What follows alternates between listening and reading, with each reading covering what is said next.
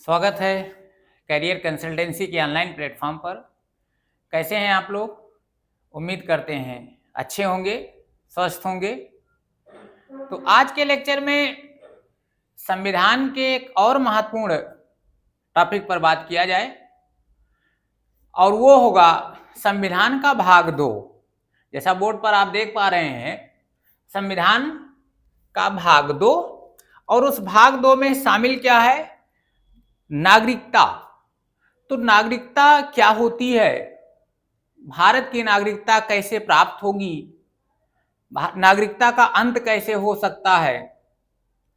इन सब के बारे में विस्तृत रूप से आज के लेक्चर में चर्चा की जाएगी।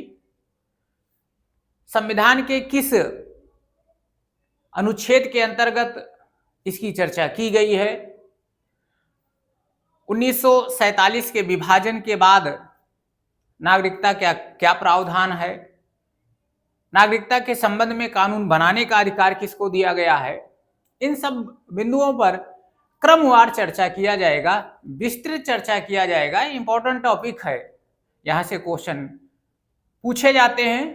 तो आइए चर्चा की शुरुआत किया जाए और एक एक करके अध्ययन करते हैं।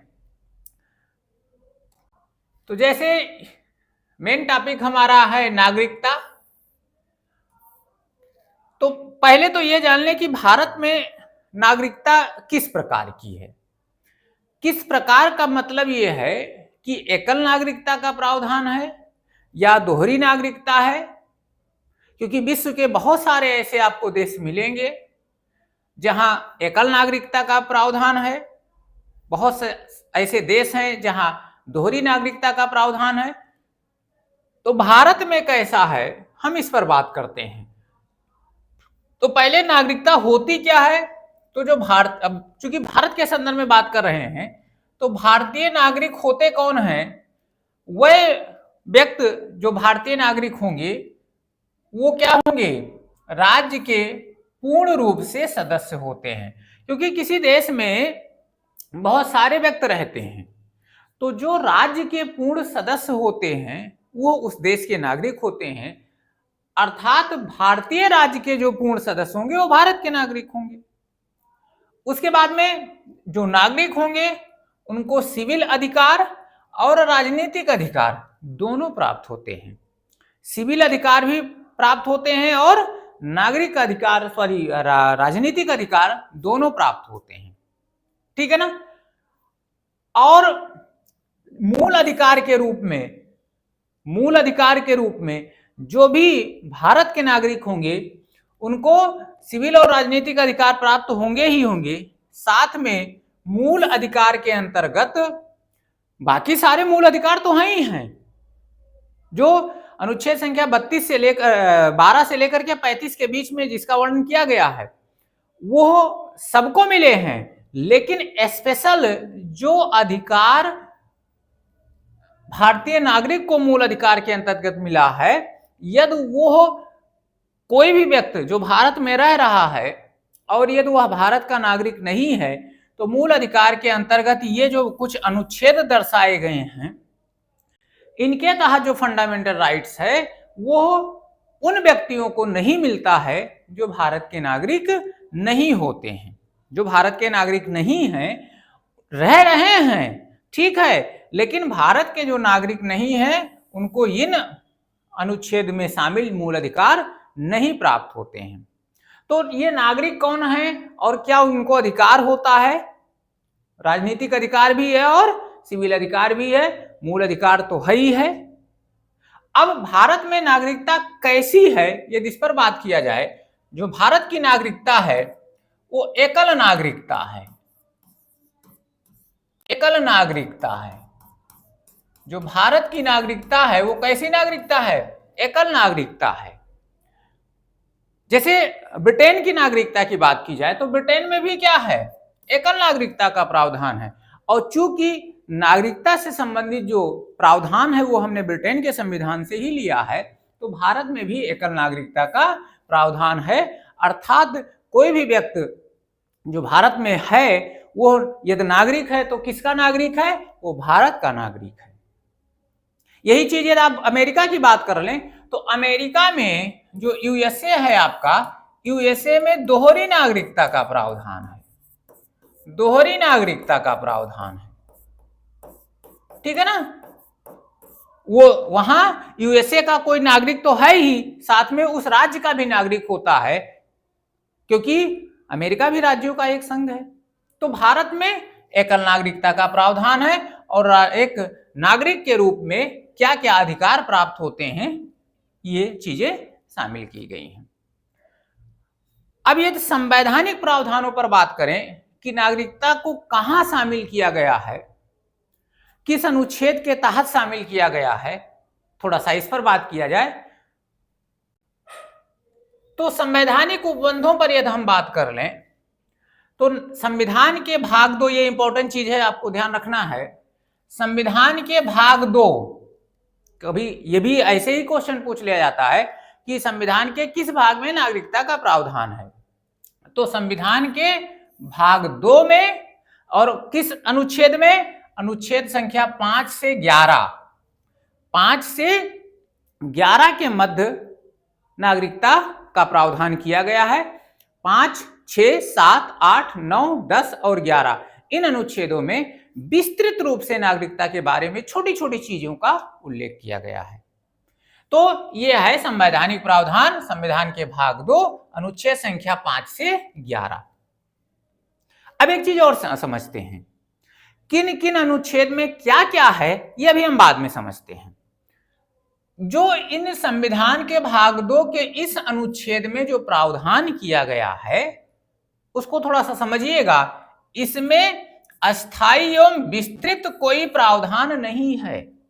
इन अनुच्छेदों में जो नागरिकता के से संबंध में जो प्रावधान है, उपबंध है, वो कोई अस्थायी प्रकृति का नहीं है, ना बहुत ही विस्तृत रूप से है। तो अब हुआ क्या, केवल इसमें यह बता दिया गया है, इन उप अनुच्छेदों में केवल इतना बता दिया गया है, ध्यान रखिएगा 2 चीज यहां शामिल है, अस्थायी और विस्तृत उपबंध नहीं है। केवल और केवल इतना बताया गया है कि 26 जनवरी 1950 को या तक, अर्थात जिस दिन हमारा संविधान लागू हुआ 26 जनवरी 1950 को या तक कौन कौन भारत के नागरिक बने, केवल इतना इन अनुच्छेदों में प्रावधान किया गया है। तो अब वहां तक तो ठीक है, 26 जनवरी 1950 तक कौन कौन भारत के नागरिक बने, लेकिन उनके बाद में यदि कोई ऐसी स्थिति आती है तब कहां उपबंध किया गया है, तब कहां प्रावधान किया गया है, ठीक है ना। तो इस पर भी थोड़ा सा चर्चा करें, ये स्क्रीनशॉट लेते चलिए, बाद में अपना नोट तैयार करते रहिएगा। तो बाद की परिस्थिति पर ये जो विस्तृत और अस्थायी प्रावधान है वो कहां है, तो इस पर चर्चा किया जाए। तो देखिए, उसके लिए जो हमारा अनुच्छेद 11 है, ध्यान दीजिएगा, अनुच्छेद जो 11 है वो कहता क्या है कि संसद को, ध्यान दीजिएगा, संसद को नागरिकता के संबंध में, संसद को नागरिकता के संबंध में विस्तृत रूप से व्यवस्था की जिम्मेदारी दी गई है। अर्थात नागरिकता के संबंध में विस्तृत रूप से व्यवस्था की जिम्मेदारी अनुच्छेद 11 के तहत संसद को दी गई है। मतलब विस्तृत रूप से, अस्थायी रूप से आप जो भी उपबंध करना चाहते हैं, समय समय पर उसमें क्या चेंजेस लाना चाहते हैं, क्या परिवर्तन लाना चाहते हैं, ये सारी जिम्मेदारी अनुच्छेद 11 के तहत संसद को दे दी गई है। जो अनुच्छेद 5 से 11 के मध्य, अब 11 में तो यह लिख दिया गया तो बचा 5 से 10 के मध्य, तो जो भी प्रावधान है वो 26 जनवरी 1950 तक ही सीमित है। उसके बाद की क्या परिस्थिति बनेगी, समय समय पर क्या बदलाव होगा, क्योंकि एक देश को सुचारू रूप से चलाने के लिए उसमें संवैधानिक प्रावधानों में बदलाव करने की जरूरत होती है, तो उसके के लिए एथराइज कर दिया गया है किसको, संसद को। और इसके तहत जब संसद को जिम्मेदारी दी गई तो संसद ने क्या किया, विस्तृत प्रावधान करने के लिए क्या बनाया? भारतीय नागरिकता अधिनियम बनाया। 1955 में भारतीय नागरिकता अधिनियम बनाया। तो इस भारतीय नागरिकता अधिनियम में नागरिकता के से संबंध में या नागरिकता से संबंधित व्यापक और विस्तृत रूप से प्रावधान किया जाता रहा है और समय समय पर इसमें संशोधन भी किया जाता रहा है। नए प्रावधान इसमें जोड़े जाते रहे हैं, पुराने को समाप्त किया जाता रहा है। तो यदि हमसे आपसे चर्चा किया जाए कि नागरिकता के संबंध में विस्तृत रूप से प्रावधान कहां किया गया है, तो उसका जवाब होगा भारतीय नागरिकता अधिनियम 1955। 55 इसलिए क्योंकि ये 55 में बनाया गया है। बाद में बहुत सारे इसमें संवैधानिक संशोधन किए गए हैं, ठीक है ना। तो ये नागरिकता के संबंध में ये भारतीय नागरिकता अधिनियम 1955 क्या है, ये समझ में आ गया होगा। अब और आगे बात करते हैं थोड़ा सा, ये अभी संवैधानिक प्रावधानों पर बात करते हैं। अब थोड़ा सा हम बात कर लें कि ये इंपॉर्टेंट मैटर है कि भारत की नागरिकता जो है, भारतीय नागरिकता का अर्जन कैसे हो सकता है, अर्थात कोई भी भारतीय नागरिकता को प्राप्त कैसे कर सकता है, कैसे भारतीय नागरिक बन सकता है। तो हमारे संविधान में, अब संविधान में कहा, भारतीय नागरिकता अधिनियम 1955 में, भारतीय नागरिकता अधिनियम 1955 में, ध्यान रखिएगा, भारतीय नागरिकता अधिनियम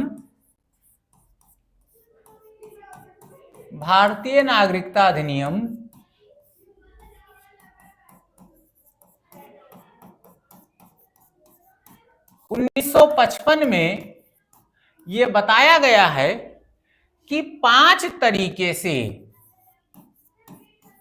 कितने तरीके से, 5 तरीके से भारतीय नागरिकता का अर्जन किया जा सकता है, अर्थात भारतीय नागरिकता प्राप्त की जा सकती है।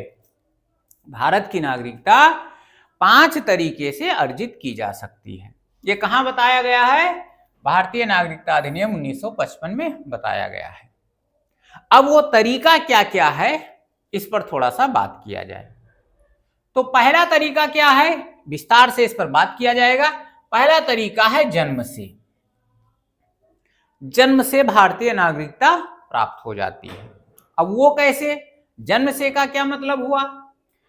तो कहा गया है, ध्यान रखिएगा, इसमें सम्मिलित किया गया है भारत अधिनियम में, कहा गया है कि 26 जनवरी 1950, ये डेट इंपॉर्टेंट इसलिए, ये डेट को मेंशन इसलिए किया गया है क्योंकि इसी दिन हमारा संविधान लागू हुआ। तो कहा गया है कि 26 जनवरी 1950 या उसके पश्चात भारत में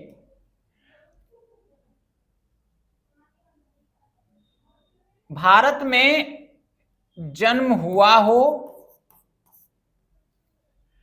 26 जनवरी 1950 या उसके पश्चात भारत में जन्म हुआ हो, तथा जन्म के समय माता पिता भारत के नागरिक हों। क्या कहा गया है? जन्म से आप स्वयं भारत के नागरिक हो जाएंगे, जैसे हम आप हो जाते हैं। हमें आपके और आपको कहीं भी नागरिकता प्राप्त करने के लिए कोई ऑफिस का चक्कर नहीं लगाना पड़ता है, कोई फॉर्म नहीं भरना पड़ता है, किसी से रजिस्ट्रेशन नहीं कराना होता है। कैसे हम आपको नागरिकता मिल जाती है? वो नागरिकता मिलती है जन्म से। क्यों? क्योंकि 26 जनवरी 1950 या उसके पश्चात हमारा जन्म कहाँ हुआ है? भारत में हुआ है। लेकिन ध्यान रखना है, जन्म के समय हमारे माता पिता में से कोई भारत के नागरिक रहे हों, तो जैसे हमारा भारत में जन्म होगा हम भारत के नागरिक हो जाएंगे। तो ये जन्म से नागरिकता प्राप्त होती है। इसमें अपवाद चीज है, इसमें अपवाद की भी चीजें समझिएगा। अपवाद क्या है? अब मान लिया जाए भारत में जन्म हुआ हो, तो बहुत सारे बच्चों का भारत में जन्म होता है, तो क्या वो बच्चे भारत के नागरिक मान लिए जाएंगे? नहीं। संविधान में मेंशन किया गया है कि राजनयिकों के, भारतीय राजनयिकों के भारत में जन्मे बच्चे जो बहुत सारे देश के राजनयिक भारत में निवास करते हैं। हमारे देश के राजनयिक भारत के दूसरे देश में रहते हैं, जो दूतावास वगैरह होता है, दूसरे देश के हमारे यहाँ रहते हैं। तो भारतीय जो राजनयिक हैं, जो दूसरे देश के हमारे यहाँ रहते हैं, के भारत में जन्मे बच्चे जन्म के आधार पर भारत के नागरिक नहीं माने जाएंगे। और कौन? शत्रु के अधीन भूभाग में जन्मे बच्चे। ऐसा भारत का कोई भूभाग जो मान लिया जाए वर्तमान में शत्रु के अधीन है, और यदि वहां जन्म ले रहे हैं कोई बच्चे, तो भारत के नागरिक नहीं माने जाएंगे। उदाहरण के तौर पर आप समझ सकते हैं, जैसे मान लिया जाए जो पीओके है, पाक अधिकृत कश्मीर है, वो भारत का हिस्सा है। अब वो भूभाग कहाँ है? शत्रु के अधीन है। तो उस सीमा में जो बच्चे जन्म लेते हैं, वो जन्म के आधार पर भारत के नागरिक नहीं माने जाएंगे। ये दोनों चीजें अपवाद हैं, ध्यान रखिएगा। वह बच्चे जन्म के आधार पर भारत के नागरिक माने जाएंगे जिनका भारत में जन्म हुआ हो और जन्म के समय उनके माता पिता में भारत के कोई भी नागरिक हों। तो यह पहला प्रकार है जन्म के आधार पर नागरिकता। 5 प्रकारों में दूसरा क्या है, इस पर भी बात किया जाए। दूसरा क्या है? वंश परंपरा से नागरिकता। वंश परंपरा के आधार पर नागरिकता प्राप्त कर सकते हैं। अब ये वंश परंपरा क्या होती है? तो इसमें कहा गया है भारत के बाहर 26 जनवरी 1950 या उसके पश्चात जन्म लेने वाले व्यक्ति या बच्चे भारत के नागरिक होंगे। वंश परंपरा में कह रहा है कि 26 जनवरी 1950 या उसके बाद भारत के बाहर जिन बच्चों का भी जन्म हुआ है वो भी भारत के नागरिक माने जाएंगे, लेकिन शर्त यह है, शर्त क्या है? यदि जन्म के समय उसके माता पिता में कोई भी भारत का नागरिक हो। जब उसका जन्म भारत के बाहर हुआ हो, उस समय या तो उसके माता और या तो उसके पिता दोनों में कोई भारत का नागरिक हो। ध्यान दीजिएगा। अब इसमें भी थोड़ा सा समझिएगा, पहले क्या था? पहले माता की नागरिकता पर बात नहीं थी, केवल पिता नागरिक होना चाहिए। पहले क्या था कि पिता जन्म के समय पिता नागरिक होना चाहिए। लेकिन जब नागरिकता संशोधन अधिनियम, जो आपका भारतीय नागरिकता अधिनियम 1955 है, उसमें संशोधन किया गया, और संशोधन करने के बाद ये जो नागरिकता संशोधन है 1992 द्वारा, जो भारतीय नागरिकता अधिनियम है उसमें संशोधन हुआ, और संशोधन होने के बाद 1992 में ये जोड़ा गया कि अब पिता के साथ माता की भी नागरिकता शामिल कर ली जाए। अर्थात चाहे पिता नागरिक हो या माता नागरिक हो, तो भारत के बाहर कोई बच्चा या जन्मता है तो वो भारत का नागरिक मान लिया जाएगा।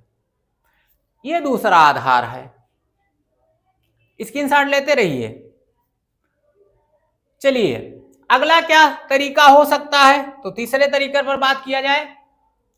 पंजीकरण से नागरिकता ले सकते हैं। पंजीकरण से नागरिकता कैसे लिया जा सकता है? तो इसमें कहा गया है कि जैसे रजिस्ट्रेशन हम कराते हैं किसी कार्य के लिए, तो वैसे ही नागरिकता के लिए भी रजिस्ट्रेशन हो जाना चाहिए। रजिस्ट्रेशन करा करके आप भारत की नागरिकता ले सकते हैं, लेकिन रजिस्ट्रेशन कराने के लिए, पंजीकरण कराने के लिए कुछ शर्त दी गई है। यदि उस शर्त को आप पूरा कर रहे हैं तो आप आसानी से नागरिकता ले सकते हैं। तो क्या शर्त है? कहा है पंजीकरण हेतु आवेदन की तिथि से पूर्व, जिस दिन आप रजिस्ट्रेशन कराना चाहते हैं उस तिथि से पहले 7 वर्ष से भारत में रह रहा हो कोई भी व्यक्ति जो रजिस्ट्रेशन के द्वारा नागरिकता लेना चाहता है। तो मान लिया जाए कि आज की तिथि में वो रजिस्ट्रेशन कराना चाह रहा है, आवेदन कर रहा है, तो आज की तिथि से पहले 7 वर्ष उसका कंप्लीट हो गया हो भारत में रहते हुए, तब जाकर के वो रजिस्ट्रेशन करा सकता है।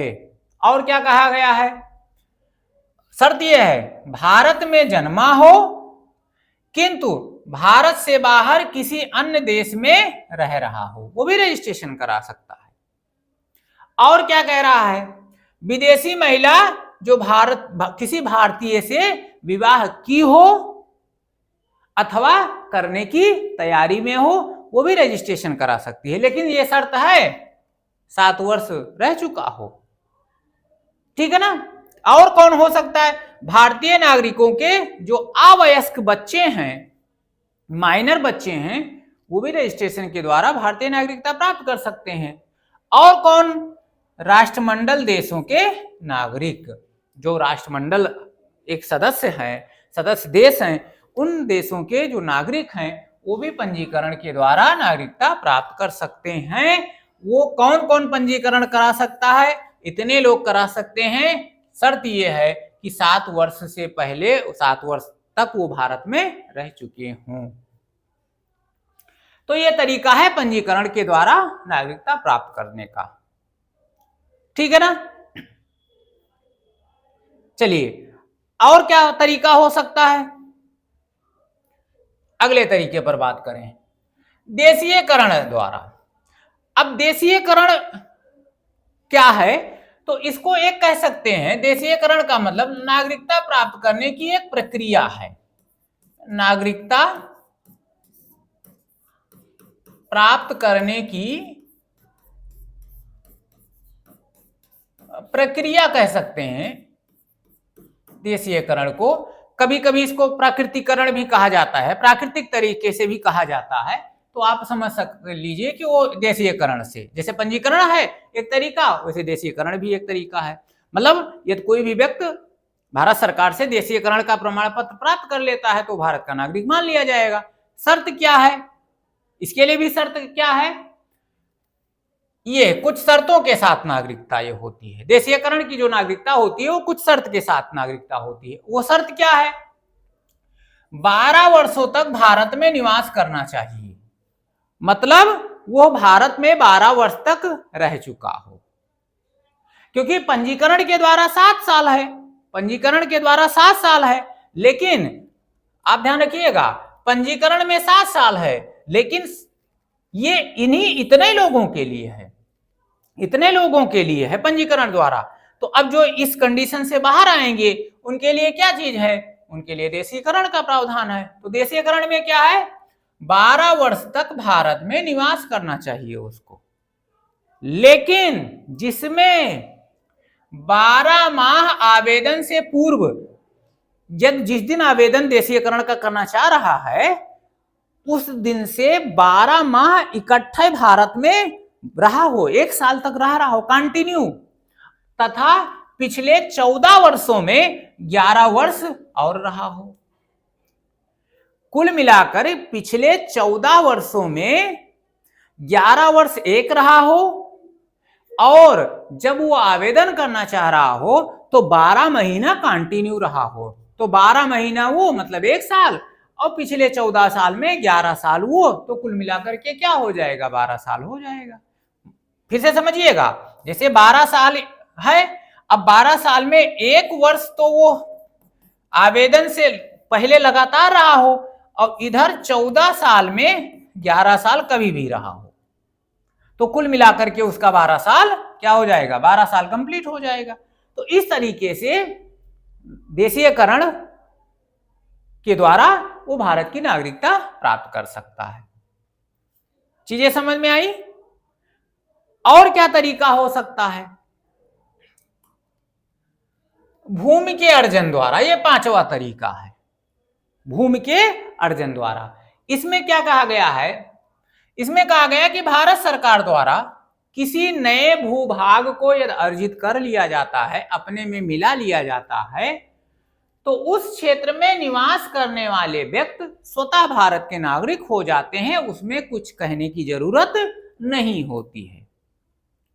जैसे पुर्तगाल के अधीन था, पांडिचेरी अधीन था, तो जब पांडिचेरी को भारत में मिलाया गया तो वहां के जो रहने वाले लोग थे वो स्वतः भारत के नागरिक हो गए। मान लिया जाए पाक अधिकृत कश्मीर जो है वो हमारा हिस्सा है, और यदि वहां को हमने भारत में मिला लिया, भूभाग को अर्जित कर लिया, तो उस क्षेत्र में रहने वाले लोग भारत के स्वतः नागरिक हो जाएंगे। तो ये पांचवा तरीका है भूमि के अर्जन द्वारा। तो ये भारतीय नागरिकता अधिनियम 1955 में ये 5 तरीकों का वर्णन किया गया है जिसके आधार पर भारत की नागरिकता प्राप्त की जा सकती है। कैसे? जन्म से, वंश परंपरा से, पंजीकरण द्वारा, देशीयकरण द्वारा और भूमि के अर्जन द्वारा। तो ये 5 तरीके के आधार पर हम नागरिकता अर्जित कर सकते हैं। चीजें समझ में आई?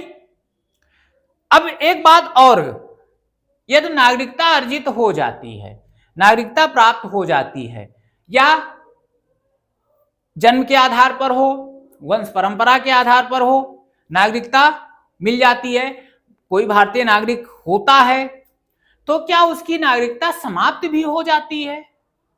नागरिकता समाप्त भी हो सकती है? क्या इसके संबंध में कुछ कहा गया है अनुच्छेदों में या भारतीय नागरिकता अधिनियम 1955 में? तो उस पर थोड़ा सा बात किया जाए। तो अब बात करते हैं नागरिकता का क्या अंत हो सकता है? भारतीय नागरिकता का क्या अंत हो सकता है? तो हाँ, भारतीय नागरिकता अधिनियम 1955 में बताया गया है और वो 3 कारण बताए गए हैं। 3 कारण बताए गए हैं जिनके आधार पर नागरिकता का अंत हो सकता है। यदि प्राप्त किया जा सकता है तो नागरिकता का अंत भी हो सकता है, इसके लिए कारण बताया गया है। और वो कारण क्या हो सकता है?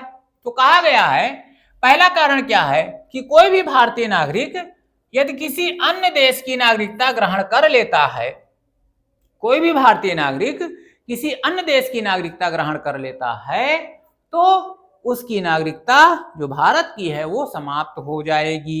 ये पहला कारण बताया गया है। दूसरा कारण क्या है? यदि वह व्यक्ति स्वतः नागरिकता का परित्याग कर दे, वो स्वयं कह दे कि मैं भारत का नागरिक नहीं रहना चाहता हूं, नागरिकता का वो परित्याग कर दे, इस आधार पर भी नागरिकता का अंत हो सकता है। और तीसरा क्या है? सरकार द्वारा नागरिकता से वंचित कर दिया जाए, अर्थात सरकार नागरिकता छीन ले, सरकार नागरिकता छीन ले, इस आधार पर भी नागरिकता समाप्त हो सकती है। अब सरकार नागरिकता कैसे छीनती है, उसके लिए भी संविधान में या भारतीय नागरिकता अधिनियम जो है उसमें चर्चा किया गया है। तो सरकार द्वारा जो नागरिकता वंचित किया जाता है उसके 6 कारण बताए गए हैं। उसके 6 कारण बताए गए हैं कि इन आधार पर सरकार किसी की नागरिकता छीन सकती है। और वो क्या कारण हो सकता है? तो पहला कारण बताया गया है कि यदि कोई भी व्यक्ति संविधान में अनिष्ठा रखता है, भारतीय संविधान के प्रति अनिष्ठा रखता है, उसमें विश्वास नहीं रखता, उसमें निष्ठा नहीं रखता है, तो इस आधार पर भी नागरिकता छीन सकती है। दूसरा, युद्ध के समय आप शत्रु देश की सहायता करते हो या शत्रु देश की भारत की सूचनाओं को, देश की सूचनाओं को शत्रु देश तक पहुंचाते हैं, वो भी एक सहायता ही है। तो शत्रु देश की सहायता करने पर नागरिकता समाप्त हो सकती है, ठीक है ना। तीसरा कारण क्या है? यदि कोई भी भारतीय महिला यदि किसी विदेशी पुरुष से, किसी दूसरे देश के पुरुष से विवाह कर लेती है तो भी उसकी नागरिकता भारत की समाप्त हो जाती है। चौथा कारण क्या हो सकता है? यदि कोई भी व्यक्ति लगातार 7 वर्ष से अधिक, 7 वर्ष या 7 वर्ष से अधिक भारत से बाहर रह रहा है तो उसकी नागरिकता सरकार द्वारा समाप्त की जा सकती है। अगला कारण क्या हो सकता है? गलत तरीके से पंजीकरण द्वारा या देशीयकरण द्वारा गलत सूचना के आधार पर यदि आपने नागरिकता ले ली है तो आपकी नागरिकता समाप्त हो सकती है। और जो छठा कारण है, यदि देशीयकरण या पंजीकरण द्वारा आप नागरिकता प्राप्त करते हैं और नागरिकता प्राप्त करने के 5 वर्ष के भीतर, ध्यान दीजिएगा, नागरिकता, भारत की नागरिकता ग्रहण करने के 5 वर्ष के भीतर किसी अन्य देश द्वारा उस व्यक्ति को यदि 2 वर्ष की सजा हो जाती है, मान लिया जाए भारत की नागरिकता किसी ने ग्रहण किया और अभी उसको 5 वर्ष नहीं हुआ, 5 वर्ष के भीतर किसी अन्य देश के द्वारा उसको 2 वर्ष की सजा हो गई, तो इस आधार पर भी भारत सरकार के द्वारा उस व्यक्ति की नागरिकता समाप्त की जा सकती है। तो ये 6 कारण बताए गए हैं जिसके आधार पर भारत सरकार द्वारा नागरिकता से वंचित किया जा सकता है। और कुल 3 तरीका है, यदि आप किसी दूसरे देश की नागरिकता ग्रहण कर ले, या स्वयं परित्याग कर दें, अथवा सरकार द्वारा छीन लिया जाए।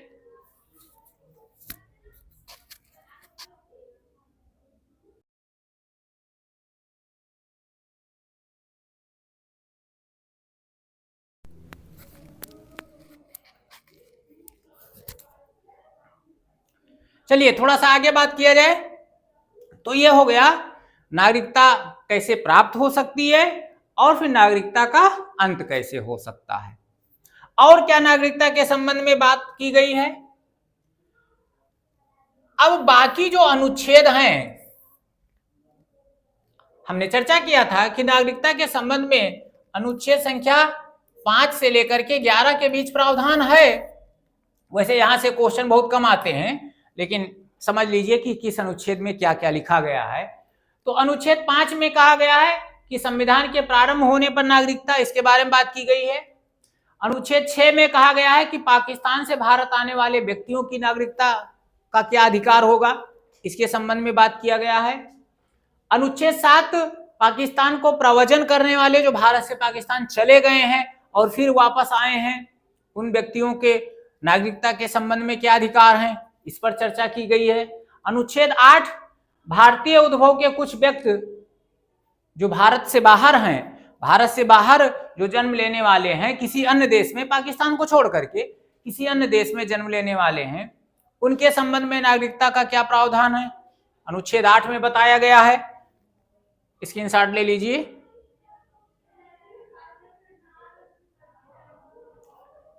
चलिए उसके बाद में अनुच्छेद 9 में कोई व्यक्ति स्वेच्छा से किसी विदेशी राज्य का नागरिक हो जाता है तो उसकी भारतीय नागरिकता स्वतः समाप्त हो जाएगी। ये अनुच्छेद 9 में अलग से लिख ही दिया गया है। ये एक आधार था भारतीय नागरिकता की समाप्ति का, अलग से अनुच्छेद 9 में लिख ही दिया गया है। 10 क्या कह रहा है, किसी व्यक्ति की नागरिकता विधि के उपबंधों के अधीन संसदीय विधि द्वारा ली जा सकती है। जब भारतीय नागरिकता सरकार द्वारा छीनी जाती है तो वो एक विधि के द्वारा ही छीनी जा सकती है। 10 में कहा गया है कि किसी व्यक्ति की नागरिकता विधि के उपबंधों के अधीन ही संसदीय विधि द्वारा ली जा सकती है, और उसमें जो मैंने 6 कारणों को आपसे बताया वो इसमें कहा गया है। और 11 में कहा गया है, जो मैंने बताया था कि संसद को नागरिकता के संबंध में विस्तृत रूप से कानून बनाने का अधिकार है, ये 11 में कहा गया है। तो ये विभिन्न अनुच्छेदों में क्या क्या प्रावधान किया गया है ये आपके सामने है। इसका भी स्क्रीनशॉट ले लीजिए।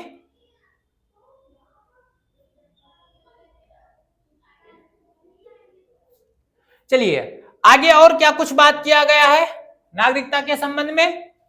एक और थोड़ा सा इंपॉर्टेंट चीज समझ लिया जाए, दोहरी नागरिकता ये क्या है, तो इसको थोड़ा सा समझिएगा। इसके बारे में दोहरी नागरिकता के संदर्भ में दिसंबर 2003 में लक्ष्मीमल सिंघवी समिति का गठन किया गया।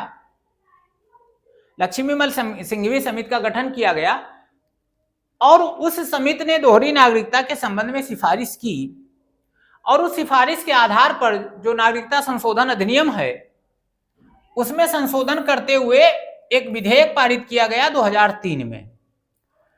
दोहरी नागरिकता के संबंध में 2003 में लक्ष्मीमल सिंघवी समिति ने एक सिफारिश दी, और उस सिफारिश के आधार पर एक नागरिकता संशोधन विधेयक 2003 पारित किया गया। और इस विधेयक के आधार पर कहा गया, क्या कहा गया है ध्यान से समझिएगा, कि विदेशों में बसे भारतीय मूल के लोगों को, जो भारतीय मूल के हैं, विदेशों में जो बसे हैं, उनको सीमित रूप से भारतीय नागरिकता प्रदान की जा सकती है, की जाएगी। अब सीमित रूप से, अभी इस पर बात किया जाएगा, सीमित रूप से भारतीय नागरिकता प्रदान की जाएगी और इसी को overseas citizenship of India OCI, overseas citizenship of India OCI या दोहरी नागरिकता कहा गया। सीमित रूप से कुछ नागरिकता, यहां लिखा हुआ है सीमित रूप से भारतीय नागरिकता प्रदान की जाएगी, इसी को OCI कहा गया, ओवरसीज सिटीजनशिप ऑफ इंडिया कहा गया। अब अभी तो आपने देखा कि कोई भी व्यक्ति यदि किसी अन्य देश की नागरिकता प्राप्त कर लेता है तो उसकी नागरिकता स्वतः समाप्त हो जाएगी। तो जब स्वतः भारत की नागरिकता समाप्त हो गई तो क्या उसको पुनः नागरिकता दी जा सकती है? इसी के बारे में ये दोहरी नागरिकता प्रावधान करता है। तो ये क्या कह रहा है कि सीमित रूप से भारतीय नागरिकता दी जाएगी और ये उन देशों के लिए, कुछ निश्चित रूप से देश हैं जो 16 देश शामिल हैं, इसी 16 देश में निवास करने वाले भारतीयों को ये कहा गया है। 16 देश में जो भारतीय मूल के लोग निवास करते हैं उनको दोहरी नागरिकता दी जाएगी। अब सीमित रूप से क्या मतलब? सीमित रूप से मतलब है कि उनको भारत में आने के लिए किसी प्रकार से पासपोर्ट की जरूरत नहीं होगी, लेकिन ना उनको मत देने का अधिकार होगा, ना किसी संवैधानिक पद को प्राप्त करने का अधिकार होगा। ये है सीमित रूप से दोहरी नागरिकता। ठीक है ना? तो ये 2003 में प्रावधान किया गया, OCI कहा गया, दूसरी दोहरी नागरिकता कहा गया। और ये केवल 16 देश में रहने वाले प्रवासी भारतीयों के लिए चीजें हैं। बाद में 2005 में भी इसमें संशोधन किया गया है और 2005 में ये जो 16 देश का बैरियर है इसको समाप्त करके किसी भी देश के जो भारतीय मूल के नागरिक हैं उनको दोहरी नागरिकता प्राप्त हो सकती है, बशर्ते उस देश में जहां की उनके पास नागरिकता है वहां दोहरी नागरिकता का प्रावधान है। यदि वहां है तो भारत में दोहरी नागरिकता वो प्राप्त कर सकते हैं।